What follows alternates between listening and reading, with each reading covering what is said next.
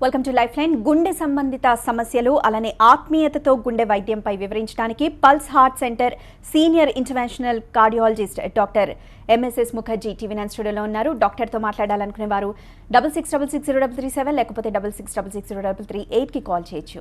Hello doctor. Hello అండి. గుండె సంబంధిత సమస్యలు ఒక సర్టెన్ ఏజ్ తర్వాతే చూస్తున్న ఈ సమస్యలు ఈ మధ్య కాలంలో మిడిల్ ఏజ్లోనే వచ్చేస్తున్నాయి. 20sలో కూడా చూస్తున్న సందర్భాలు ఉన్నాయి. ఏంటంటారు, ఎందుకు, కారణం ఏంటి? అంటే యంగ్ ఏజ్లో హార్ట్ డిసీజ్ రావడానికి చాలా ఇంపార్టెంట్ కారణాలు ఉన్నాయండి. అసలు మనం ఫస్ట్ దీన్ని ఎలా చూడాలంటే ఇండియాలోనే గుండె జబ్బులు రావడం చాలా అధికంగా ఉంది. ఇండియాలో గుండె జబ్బులు అధికంగా ఎందుకు వస్తున్నాయని చూడటానికి కూడా చాలా థియరీస్ ఉన్నాయి. But as a genetic material చూసినట్లయితే భారతీయుల్లో గుండె జబ్బు చాలా ఎక్కువగా వస్తుంది. దీనికి మారుతున్న ఆహారపు అలవాట్లు మాత్రమే కారణం కాదు. ఆహారపు అలవాట్లు ఖచ్చితంగా దీంట్లో ఒక ఇంపార్టెంట్ రోల్ ప్లే చేస్తున్నాయి. సో ఈ ఆహారపు అలవాట్లతో పాటు మనకు పెరుగుతున్న స్ట్రెస్, తగ్గుతున్న శారీరక వ్యాయామం, తర్వాత బాగా కూర్చొని పని చేసే ఇది ఎక్కువైపోవడం, వీటన్నిటి వల్ల కూడా హార్ట్ డిసీజ్ ఎక్కువగా వస్తుంది. అయితే పట్టణీకృత ఎక్కువైపోయేటప్పటికి, అంటే నగరాల ప్రాంతాల్లోకి ప్రజలు వలసగా రావడం ఎక్కువైపోయేటప్పటికి నగరాల్లో పొల్యూషన్ కూడా అధికంగా అయిపోతుంది. సో ఒక పక్కన ఆహారము, ఇంకో పక్క బరువు పెరిగిపోవటం, శారీరక శ్రమ తగ్గిపోవటం, తర్వాత ప్రతి వృత్తిలో కూడా టెన్షన్ పెరిగిపోవటం, ఇవన్నీ కారణాలు అనమాట త్వరగానే హార్ట్ అటాక్ రావడానికి. దీనివలన త్వరగా హార్ట్ అటాక్ వస్తుంది అనేది మన ఉద్దేశం. అయితే ఇక్కడ భారతీయుల గుండె జబ్బులకు చికిత్స చేయడానికి మొత్తం సరిపోదు అంటారు, నిజమేనా? అవునండి. ఇది మనం దీన్ని ఇంపార్టెంట్గా చూడాల్సింది ఏంటంటే, హార్ట్ డిసీజ్ ట్రీట్మెంట్ అంటే ఏ విధంగా చేస్తామంటే, హార్ట్ డిసీజ్కి మెడిసిన్స్ కానివ్వండి, తర్వాత యాంజియోప్లాస్టీ స్టెంటింగ్ ప్రక్రియలు కానివ్వండి, లేకపోతే బైపాస్లు కానివ్వండి చేస్తాం. అయితే వీటిలో ఒకసారి గుండె జబ్బు వచ్చిన తర్వాత ఏ విధమైన మనం ట్రీట్మెంట్ చేసినప్పటికీ అది కంప్లీట్గా నార్మలైజ్ చేయలేము గుండెని. కాబట్టి ఆ డిసీజ్ ఎస్కలేట్ అవుతూ ఉంటుంది. ఇప్పుడు గవర్నమెంట్ కొన్ని స్కీముల ద్వారా ప్రజలకి తేలిగ్గా తక్కువకు అందించడానికి ప్రయత్నం చేస్తుంది. ఆరోగ్యశ్రీ కానివ్వండి, ఇంకొక స్కీమ్స్ కానివ్వండి. ఈ స్కీమ్స్లో ఎన్ని స్కీమ్స్ ప్రవేశపెట్టినా కూడా దానికి అయ్యే ఖర్చు చాలా అధికంగా ఉంటుంది. అంటే ఏదర్ యాంజియోప్లాస్టీ స్టెంటింగ్ కానివ్వండి, లేకపోతే బైపాస్ కానివ్వండి, లేకపోతే మెడిసిన్స్ కానివ్వండి, వీటికి అయ్యే ఖర్చు చాలా ఎక్కువ అనమాట. అంటే ఇప్పుడు ఉన్న గుండె జబ్బులు తీసుకున్నట్లయితే భారతదేశంలో సుమారుగా పెద్దవాళ్ళలో ఆల్మోస్ట్ 33% మంది గుండె జబ్బుతోనే చచ్చిపోతున్నారు. అంటే మరణాల్లో అధిక శాతం మంది గుండె జబ్బు వల్లనే మరణాలు జరుగుతూ ఉన్నాయి. సో ఇంత ఎక్కువ డిసీజ్ బర్డెన్ ఉన్నప్పుడు మన గ్రాస్ డొమెస్టిక్ ప్రోడక్ట్, అంటే మొత్తం భారతీయ సంపదనంతా తెచ్చి దీన్ని ట్రీట్మెంట్ చేయడానికి ప్రయత్నం చేసినా కూడా మనం కంప్లీట్గా ట్రీట్మెంట్ అందించలేని పరిస్థితి ఉంది. సో అందువలన హార్ట్ డిసీజ్ని ట్రీట్ చేయడానికి ప్రయత్నం చేయటము అనేది అంత కరెక్ట్ పద్ధతి కాదు. మరి ఏం చేయాలి? హార్ట్ డిసీజ్ని మనం ట్రీట్ చేయలేమా? కంప్లీట్గా అందరికీ మనం ఈ చికిత్సను అందించలేమా అంటే, ఈ హార్ట్ డిసీజ్ని రాకుండా డెఫినెట్గా మనం ప్రయత్నం చేయొచ్చు. హార్ట్ డిసీజ్ని రాకుండా చూడటానికి మనం ప్రయత్నం చేయాలి. కార్డియాలజిస్టులు అందరూ ఇప్పుడు దాకా ట్రీట్మెంట్ మీద కాన్సన్ట్రేట్ చేస్తున్నారు. కార్డియాలజిస్టులు అందరూ ఇంపార్టెంట్గా కాన్సన్ట్రేట్ చేయాల్సింది ఏంటంటే, ఈ హార్ట్ డిసీజ్ రాకుండా మనం ప్రివెంట్ చేయడం అనేది మనం ఎక్కువ మొత్తంలో చేయగలం. కాబట్టి ఆ ప్రయత్నంలో ఉంటే కనుక మనం హార్ట్ డిసీజ్ని ట్రీట్ చేయకుండా ప్రివెంట్ చేసే అవకాశం ఉంటుంది. చంద్రశేఖర్ ఒంగోలు నుండి కాల్ చేశారు. చంద్రశేఖర్ గారు, మేడం డాక్టర్ ఉన్నారు, మాట్లాడండి. హలో. హలో, చెప్పండి సార్. సార్, మా మామగారికి 16 ఏళ్ల క్రితం కార్డియోమయోపతి. చంద్రశేఖర్ గారు చెప్పండి, వినపడుతుంది. మొన్న ఫ్రంటియర్ లైఫ్ లైన్ మద్రాసులో చూపించాము. ఓకే. చూపిస్తే అతను ఫేస్ మేకర్ వేయించుకోండి అని చెప్పాడు. ఓకే. ఒక 6 months బ్యాక్ వేయించాం. 6 months బ్యాక్ ఫేస్ మేకర్ ఏర్పాటు చేశాం. ఓకే. ఓకే. కానీ మళ్ళీ మొన్న ఆయనకి లక్షణాలు కనపడ్డాయి, అదేమి సపోర్ట్ చేయట్లేదని చెప్పారు సార్. వెళ్తే ఓకే. అలా ఉంటుందా? అంటే హార్ట్ డిసీజ్లో హార్ట్ ఫెయిల్యూర్ అనేది ఒక ఇంపార్టెంట్ భాగం అండి. కార్డియోమయోపతి వచ్చినప్పుడు హార్ట్ ఫెయిల్యూర్ వస్తుంది. ఈ హార్ట్ ఫెయిల్యూర్ని ఇంప్రూవ్ చేయడానికి ఏం చేస్తారంటే సిఆర్టీడీ అనే సదుపాయం పెడతారనమాట. అంటే అది ఒక పేస్ మేకర్ లాంటిది. అది పెట్టినప్పుడు గుండె పంపింగ్ కొంతవరకు పెరిగే అవకాశం ఉంటుంది. అయితే సుమారుగా 75% మందిలో మాత్రమే ఇట్లా గుండె పంపింగ్ పెరిగే అవకాశం ఉంటుంది. సో అది ఎవరిలో బెటర్గా ఉంటుంది, ఎవరిలో ఉండదని తెలియడానికి ఈసీజీలో కొన్ని క్రైటీరియా, ఎకోకార్డియోగ్రఫీలో కొన్ని క్రైటీరియా ఉంటాయి. ఈసీజీలో లెఫ్ట్ బండిల్ బ్రాంచ్ బ్లాక్ అనేది ఉన్నప్పుడు అది ఉపయోగపడుతుంది అనమాట.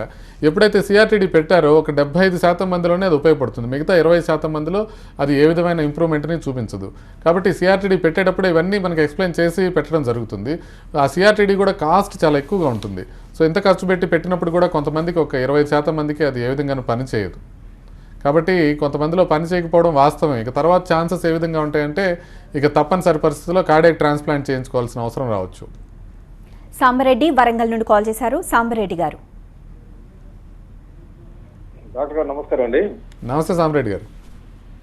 సార్ నాకు ఈ లెఫ్ట్ సైడ్ మజిల్ క్యాచ్ లాగా పట్టుకుందండి ఒక 1 year బ్యాక్. ఓకే. అయితే నేను క్యాజువల్గా ఏంటంటే ఫిజిషియన్ దగ్గర మెడిసిన్స్ వాడుతుంటుండే, నాకు కొలెస్ట్రాల్ బీపీ ఉంటే వాడుతున్నాను. ఓకే. అయితే మజిల్ క్యాచ్ ఉంది కానీ ఎందుకని మంచి ఒకసారి హార్ట్ చెకప్ చేసుకుందాం హార్ట్ స్పెషలిస్ట్ దగ్గర పోయి చూపెట్టుకుంటే అంతే నార్మల్ మజిల్ క్యాచ్ అని చెప్పారు. ఓకే. అయితే మజిల్ క్యాచ్ అని చెప్పి ఏం వాడుతున్నట్టే ఇట్లా బీపీకి వాడుతుంటారు, మీరు బీపీ కొలెస్ట్రాల్ వాడిన అవసరం లేదని చెప్పి కార్డియాలజిస్ట్ చెప్పారు. ఓకే. సార్ ఇట్లా చెప్తున్నా చెప్పి నేను ఫిజిషియన్ దగ్గరికి వెళ్ళాను. ఫిజిషియన్ దగ్గరికి సార్ ఇట్లా కార్డియాలజీ చూపి ఈ విధంగా అన్నాడు, మీరు వాడమంటుందో ఆ సార్ ఏమో అవసరం లేదు మీకు అని చెప్పాను. సార్ మరి నేను వాడాలా వద్దని చెప్పి ఈయన అడిగాను. ఈయన ఏమంటుండో అది వాడితే మంచిదండి అని చెప్పి ఫిజిషియన్ చెప్తుండు సార్. ఓకే. కార్డియాలజీ చెప్తుండు. చిన్న కన్ఫ్యూజన్ ఎందుకు వచ్చింది, మీరు ఏం చేయాలి? 4 days నుంచి మళ్ళీ చెస్ట్ లో ఇట్లా పట్టుకున్నట్టు ఉంది సార్. పట్టుకున్నట్టుంది మళ్ళీ వెళ్ళాను, ఈసీజీ ఇస్తే నార్మల్ అని చెప్పి ఫిజిషియన్ చెప్తుంది సార్. నేను కార్డియాలజీ వల్ల లేదు ఫిజిషియన్ చెప్పింది వినాలా అనేది. సామిరెడ్డి గారు, మీ సమస్య నాకు అర్థమైంది. మెయిన్ థింగ్ ఏంటంటే ఒకసారి అన్ని టెస్టులు చేసి మీకు గుండె జబ్బు లేదు అని చెప్పిన తర్వాత ఇక దాని గురించి 1 సంవత్సరం అయితే కంప్లీట్గా మీరు మర్చిపోవచ్చు, ఎస్పెషల్లీ ట్రెడ్మిల్ చేసి ఆ ట్రెడ్మిల్ కూడా నార్మల్ ఉన్నట్లయితే. అయితే మీకు నొప్పి వచ్చేది ఏ విధమైన నొప్పి అనేది నిర్ధారించి దాని ట్రీట్మెంట్ తీసుకోవాల్సిన అవసరం ఉంటుంది. 3 రకాలుగా ఉంటుంది గుండె జబ్బు కాకపోతే నొప్పి. ఎయిదర్ కండరాల నొప్పి కావచ్చు, లేకపోతే గ్యాస్ట్రైటిస్తో కావచ్చు, లేకపోతే మీకున్న యాంగ్జైటీ వల్ల కావచ్చు. సో వీటికి మీరు ట్రీట్మెంట్ తీసుకున్నట్లయితే ఆ నొప్పి మళ్ళీ తగ్గిపోయి ఇంక రాకుండా ఉండే అవకాశం ఉంటుంది. అయితే మీరు ఇంకో ప్రశ్న కూడా అడిగారు, కొలెస్ట్రాల్కిను బీపీకి టాబ్లెట్ అవసరమా లేదా అని. ఇంతకుముందు ఉన్న గైడ్లైన్స్కి ఇప్పుడున్న గైడ్లైన్స్కి కొంచెం తేడా ఉంది. చెడు కొలెస్ట్రాల్ లెవెల్ ఇంతకుముందు 130 దాటితే కనుక ఎల్డిఎల్ లెవెల్స్ ట్రీట్మెంట్ రాసేవాళ్ళు. ఇప్పుడు అది మార్చి ఏం చేశారంటే 190 దాటేదాకా ట్రీట్మెంట్ అవసరం లేదు, ఇక మిగతా రిస్క్ ఫ్యాక్టర్స్ ఏమీ లేకపోతే అని చెప్తున్నారు. అదేవిధంగా బీపీ మీకు ఖచ్చితంగా ఉందా లేదా అనేది తెలుసుకుని ట్యాబ్లెట్ వాడటం అవసరం. ఒకవేళ మీకు బీపీ ఉందా లేదా అనేది అంబులేటరీ బీపీ మానిటరింగ్ ద్వారా తెలుస్తుంది. అసలు ఏ విధమైన ట్యాబ్లెట్ వాడకుండా ఒక 15 days అయిన తర్వాత అంబులేటరీ బీపీ మానిటరింగ్ చేసినట్లయితే మీరు బీపీ ట్యాబ్లెట్స్ లైఫ్ లాంగ్ వాడాలో లేదో తెలుస్తుంది. సో మీరు ఫస్ట్ చేయాల్సింది ఏంటంటే మీకు ఈ నొప్పి దేనివల్ల వస్తుందో తెలుసుకుని దానికి ట్రీట్మెంట్ తీసుకోవటం. కొలెస్ట్రాల్కి సంబంధించి బేస్ లైన్ చెడు కొలెస్ట్రాల్ ఎంత ఉందో చూసుకొని దాన్ని బట్టి ట్రీట్మెంట్ వాడటం. బీపీకి సంబంధించింది బీపీ ట్యాబ్లెట్స్ ఆపేసి 15 రోజుల తర్వాత అంబులేటరీ బీపీ మానిటరింగ్ చెక్ చేసుకుని దాంట్లో కనుక బీపీ ఎక్కువగా ఉంటే అప్పుడు బీపీ ట్యాబ్లెట్ లైఫ్ లాంగ్ వాడటం. ఇవి మీరు చేయాల్సింది. దుర్గారావు శ్రీకాకుళం నుండి కాల్ చేశారు. దుర్గారావు గారు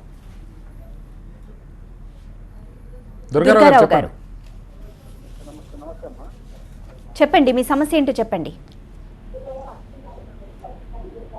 మీరు టీవీ వాల్యూమ్ మ్యూట్లో పెట్టి డైరెక్ట్గా కాల్లో మాట్లాడండి.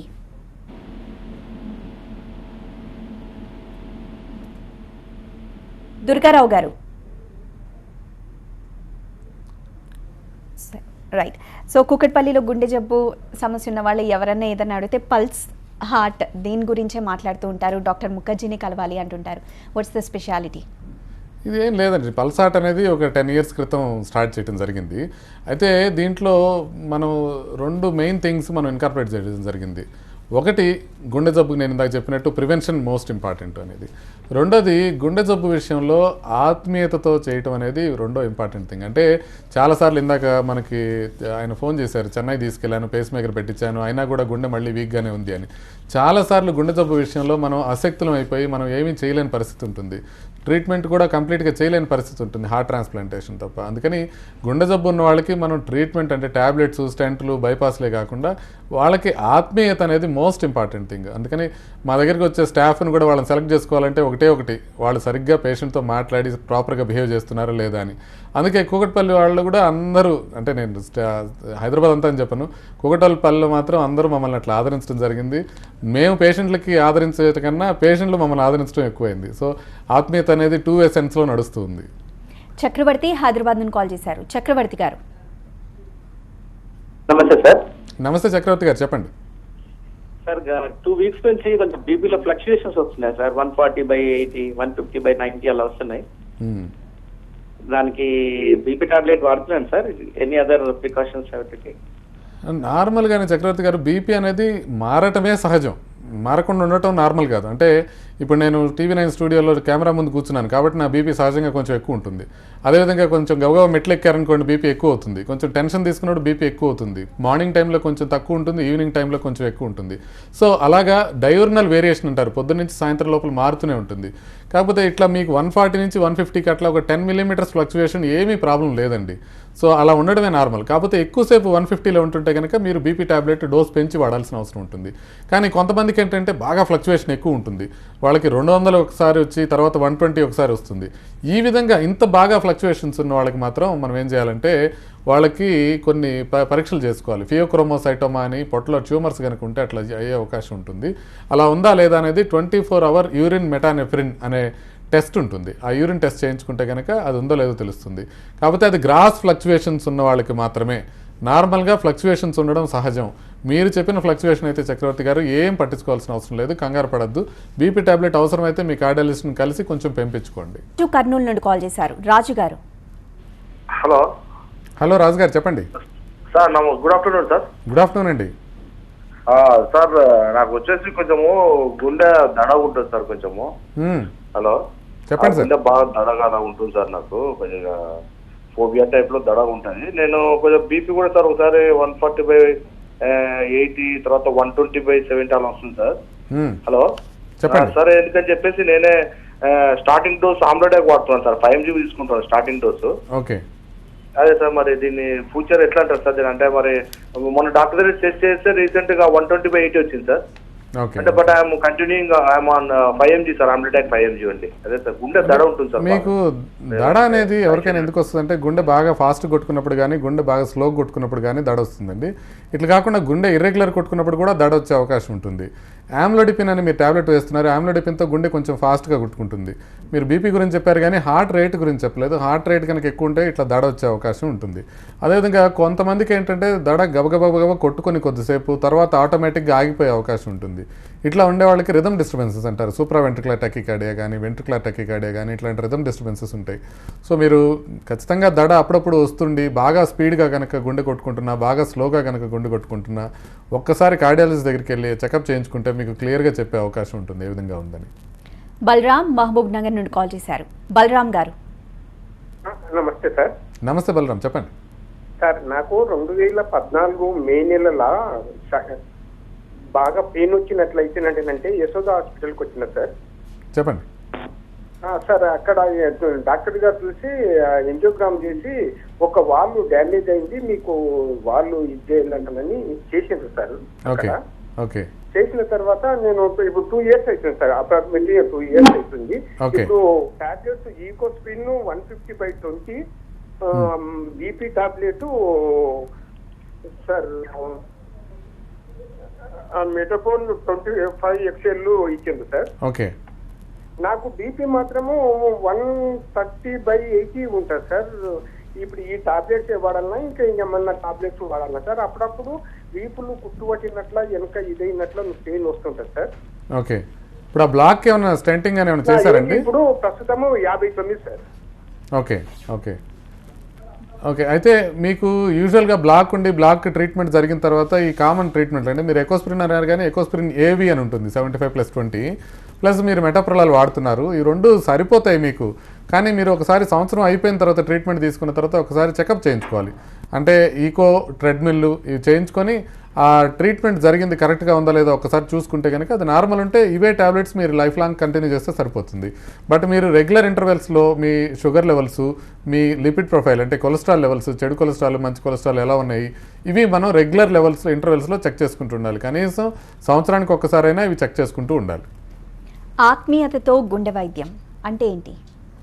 ఆత్మీయత గుండె వైద్యం అంటే ఇంకేం లేదండి. అంటే నేను ఇందాక చెప్తా ఉన్నాను మీకు, ఒక్కసారి పేషెంట్కి హార్ట్ డిసీజ్ వచ్చిన తర్వాత పేషెంట్ మన నుంచి కోరుకునేది జస్ట్ ట్యాబ్లెట్సో స్టెంట్సో బైపాసో కాదు. ఇప్పుడు ఎట్లా అయిపోయిందంటే గుండె జబ్బు బాగా అధికమైపోయి కార్డియాలజిస్టుల నెంబర్ సరిపోకపోయేటప్పటికీ ప్రతి పేషెంట్కి మనం స్పెండ్ చేయగలిగే టైం తక్కువగా ఉంటుంది. చాలామంది పేషెంట్లు నా దగ్గరికి వచ్చి కంప్లైంట్ చేయటం అదే, పలానా కార్డియాలజిస్ట్ దగ్గరికి వెళ్ళాము, ఆయన మొత్తం రిపోర్ట్స్ అన్నీ చూశారు, 1 నిమిషం మాట్లాడారు, మీకు బైపాస్ చేసుకుంటే సరిపోయింది సుబ్బారావు గారు అని చెప్పారు అని.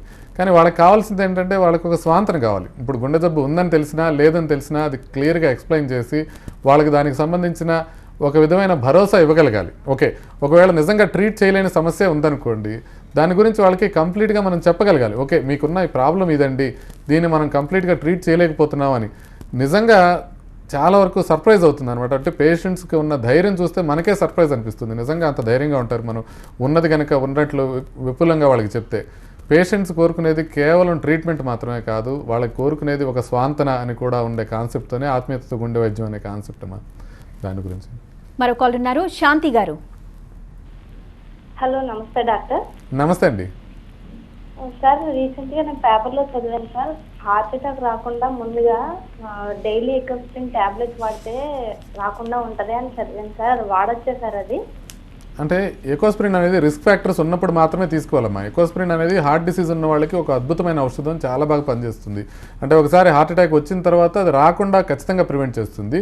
కొంతమంది హై రిస్క్ పేషెంట్స్ ఉంటారు, అంటే బీపీ ఉండి, షుగర్ ఉండి, కొలెస్ట్రాల్ అధికంగా ఉండి, వీళ్ళకి హార్ట్ ప్రాబ్లం వచ్చే అవకాశం ఉన్న వాళ్ళు ఉంటారు. అట్లా బాగా హై రిస్క్ ఉండి 60 ఏళ్ళు దాటిన లేడీస్ కానీ 50 ఏళ్ళు దాటిన మగవారు కానీ ఎక్కువ రిస్క్ ఫ్యాక్టర్స్ ఉంటే మాత్రమే ఎకోస్ప్రిన్ యూజ్ చేస్తాం. అంతేగాని అందరూ ఎకోస్ప్రిన్ వేసుకోవడం అనేది మంచిది కాదు. ఎందుకంటే ఎకోస్ప్రిన్ ఎంత మంచిదో అంత చెడ్డది కూడా కొన్నిసార్లు. ఎకోస్ప్రిన్ వల్ల గ్యాస్ట్రైటిస్ రావడం, కొన్నిసార్లు జీఐ బ్లీడ్ అంటే లోపలే మనకి తెలియకుండా పేగు నుంచి రక్తం కారటం జరిగే అవకాశం ఉంటుంది. అదేవిధంగా బ్రెయిన్లో కనుక బ్లడ్ కారితే కనుక పక్షవాతం పెద్దగా వచ్చే అవకాశం ఉంటుంది. కాబట్టి ఎకోస్ప్రిన్ అనేది హార్ట్ డిసీజ్ ఆల్రెడీ వచ్చి ఉంటే వాడాలి, లేకపోతే రిస్క్ ఫ్యాక్టర్స్ అధికంగా ఉంటే వాడాలి తప్ప ఏమీ కారణం లేకుండా, ఏమీ రిస్క్ ఫ్యాక్టర్స్ లేకుండా ఎకోస్ప్రిన్ వాడటం వల్ల డేంజర్ ఎక్కువ జరుగుతుంది లాభం కన్నా.